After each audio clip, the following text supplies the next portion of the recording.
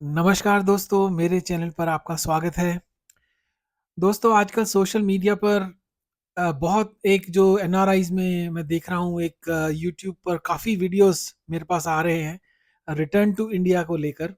बहुत लोगों की अब इच्छा ज़ाहिर कर रहे हैं या उनके मन में एक इच्छा पैदा हो रही है कि शायद अब वापस भारत अपने प्यारे भारत वापस चला जाए।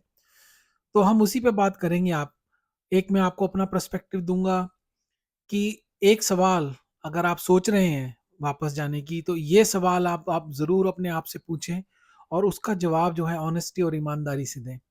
तो अगर आपके मन में रिटर्न टू इंडिया या आपके दिमाग में ये बात चल रही है, तो ये वीडियो एंड तक देखें दोस्तों और आशा करता हूँ कि ये वीडियो आप अगर देखेंगे तो शायद आपको इससे कुछ मदद मिलेगी, कुछ कुछ आपको मतलब आपकी डिसीज़न में शायद ये हेल्प कर सके।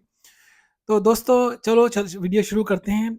दोस्तों मेरा नाम दीप है, मैं अभी यूके में हूँ, मेरे को यहाँ पर 30 प्लस हो गए हैं साल और मेरे को भारत अपना प्यारा भारत छोड़े वो 35 प्लस ईयर्स हो गए हैं और यूके में 30 प्लस। तो जो भी मेरा एक्सपीरियंस है वो बिल्कुल ऑन द ग्राउंड है, कोई थ्योरी नहीं है, कोई बुकिश नॉलेज नहीं है। जो अनुभव जिया है वही आपके साथ शेयर करेंगे। तो अगर आप पहली बार मेरे चैनल पर आ रहे हैं तो आपका बहुत-बहुत स्वागत और अगर आप मेरे सब्सक्राइबर हैं, मेरी यूट्यूब फैमिली हैं तो आपका बहुत-बहुत धन्यवाद, आभार। और वीडियो शुरू करने से पहले दोस्तों एक बात और, मैं वीडियो ज़्यादातर अपने स्पॉन्टेनियस बनाता हूँ।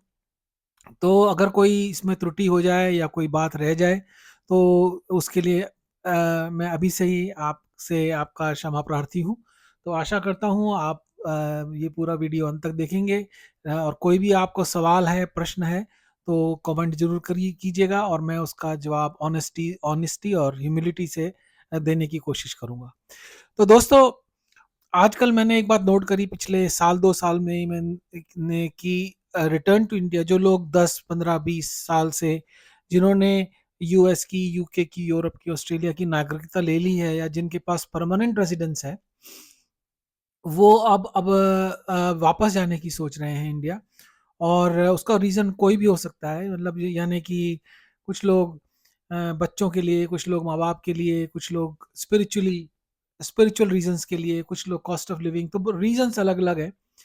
तो मैं इसी पे आपको एक जो मेरा अपना नुक्ता नज़र है वो आपके साथ मैं शेयर करूँगा। तो दोस्तों एक सवाल इससे पहले कि अगर आप जब ये आपके मन में प्रश्न उठ रहा है रिटर्न टू इंडिया का, तो ये सवाल आप और ये सवाल सिर्फ रिटर्न टू इंडिया का नहीं है, ये तो सवाल मतलब बड़ा कॉमन सेंस का वाला सवाल है। पर ये सवाल कुछ भी मेजर डिसीजन लेने से पहले हमेशा हमें अपने आप से पूछना चाहिए कि क्यों? हम ये जो कुछ स्टेप लेने जा रहे हैं या डिसीजन लेने जा रहे हैं, तो हम क्यों लेने जा रहे हैं? उसका क्या रीज़न है? फिर नेचुरली इंसान प्रोज़ एंड कॉन्स भी उसके डिस्कस करता है, सारा उसको बैठ के सब उसको बहुत ऑब्जेक्टिवली अ, उसको उसको मतलब उसका आंसर देने की कोशिश करता है। पर दोस्तों अगर आपका क्यों if your why is not clear, अगर आप अपने व्हाई से कन्विंस नहीं हैं कि मतलब अगर आपके दिमाग में उसका जवाब जो आपके मन में है, क्योंकि हर एक का जवाब अलग होगा, पर वो ये बहुत ज़रूरी है कि आपको उसकी क्लैरिटी होनी चाहिए। जो भी आपका रीज़न है, जो भी आपका व्हाय है, वो बहुत ही क्लियर होना चाहिए। क्योंकि अगर ये क्लियर नहीं होगा, तो मेरे एक्सपीरियंस में, क्योंकि मैं 2 बार कोशिश मतलब मैं जाता रहता हूँ इंडिया, अभी मेरी ज़िंदगी हाफ़ इंडिया में रहती है और हाफ़ इंडिया से बाहर रहती है। तो अगर आपका ये सवाल अगर आपने क्यों का जवाब नहीं दिया, तो आप एक छोटी भी मुश्किल जब होगी, तो आप घबरा जाएँगे या आप फ्रस्ट्रेट हो जाएँगे बेसिकली। तो ये अपने आप से ज़रूर पूछें और बहुत ऑनेस्टली इस बात को बैठ के असेस करें और उसका जवाब दें कि why you want to go back, what is the reason, you know. अगर आप ये बोलते हैं कि मैं मेरे को I feel lonely, I feel empty, I feel like something is missing, या फिर आपके पेरेंट्स या बच्चों का कल्चर है, जो भी मैंने इसे बनाया है, इसके लिए अलग एक वीडियो बनाया था बहुत पहले। तो जो भी आपका रीज़न है, तो उस रीज़न के मतलब कन्विंस होना चाहिए आपको कि why why are you going? Because मैंने जैसे कहा मैं 2 बार गया हूँ and India is a developing country और जब कंट्री डेवलप हो रही होती है तो वहाँ पे सिस्टम्स जो हैं आर नॉट 100%। बहुत फ्रस्ट्रेशन है हर लेवल पे, ब्यूरोक्रेसी में, और जो आपके फिजिकल सराउंडिंग्स हैं, जो आपकी डेली की रोज़मर्रा की ज़िंदगी है, जो वर्क कल्चर है, जो एक सोसाइटी में, जो समाज में जो ट्रांजिशन हो रहा है, तो there are lot of things, और उससे बहुत फ्रस्ट्रेशन होगी अगर आप अब एक कन्विक्शंस के साथ जा रहे हैं, एक फर्म कन्विक्शन के साथ जा रहे हैं, and you have answered your Y.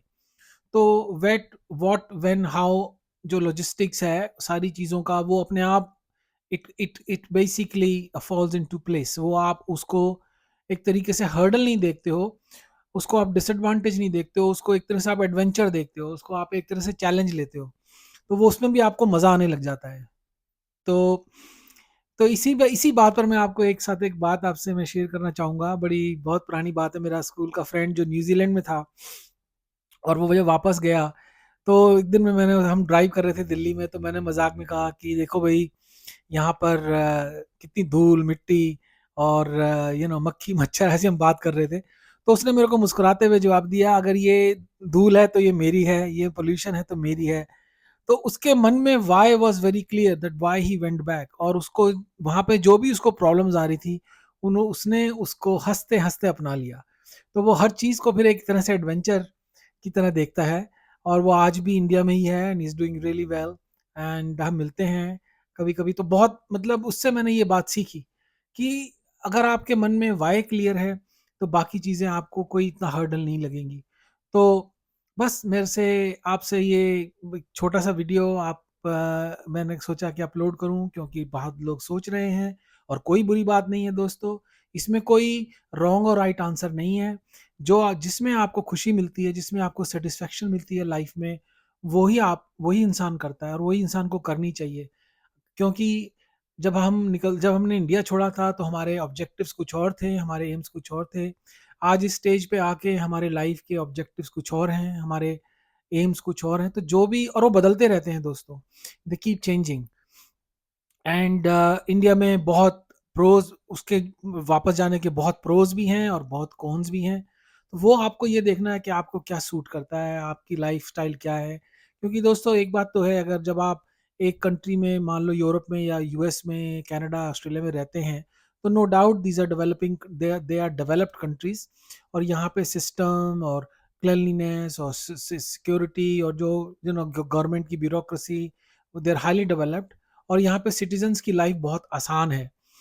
और जब आप वापस जाएंगे, मैंने जैसे कहा वो डेवलपिंग कंट्री है, तो वहाँ पे वो चीज़ें आपको फ़र्क लगेगा, क्योंकि हम निकले तो उसी माहौल से हैं, पर आप अगर 15, 20, 25 साल आप बाहर रहे हैं, तो आपका जो सिस्टम है, जो आपकी सोचने का जो नज़रिया है, वो बिल्कुल बदल जाता है।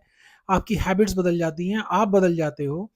तो इसलिए जब आप वापस उस माहौल में जाने की कोशिश करते हो, हालाँकि उस माहौल में डेवलपमेंट हो रही है, पर उसमें एडजस्ट होने में बहुत टाइम लगता है, बहुत फ्रस्ट्रेशन होती है। तो अगर आपका व्हाई क्लियर नहीं है कि why you want to go back, जो भी आपका रीज़न है, if it's not strong enough and if you are not convinced about it, तो then it will cause you a lot of problem. तो make sure you have answered the question why, and then you can plan A, plan B, plan C, whatever, and enjoy the journey.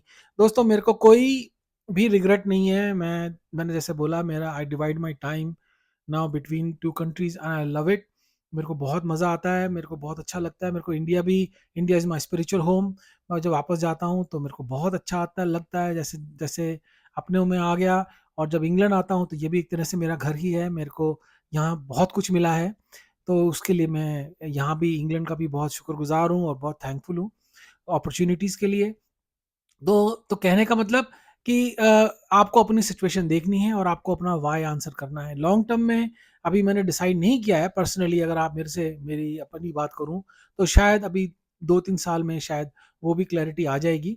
But I am taking my time, क्योंकि जल्दबाज़ी में emotional होके कोई मैं decision नहीं लेना चाहता, और किसी को भी लेनी नहीं चाहिए।